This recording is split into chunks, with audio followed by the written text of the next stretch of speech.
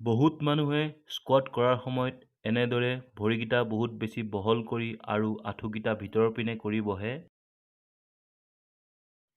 আৰু কিছুমানে বহাৰ সময়ত আঁঠুকেইটা বহুত বেছি আগলৈ আৰু উঠাৰ সময়ত বহুত বেছি পিছলৈ ঠেলি দিয়ে।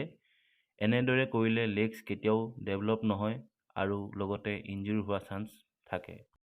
ভিডিঅ'ত দেখুওৱাৰ দৰে এনেদৰে ভৰিকেইটা শোল্ডাৰ লাইনত আৰু ট'টো 10 to 20 ডিগ্ৰী আউট কৰি লাহে লাহে তললৈ বহিব।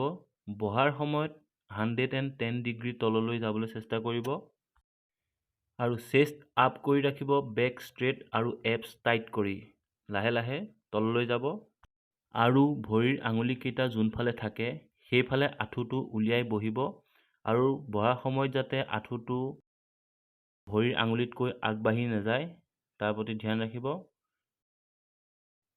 এনেদৰে কৰিলে কেতিয়াও ইনজুৰি নহয় আৰু লেগছ কম সময়তে বহুত বেছি ডেভেলপ কৰিব পাৰিব।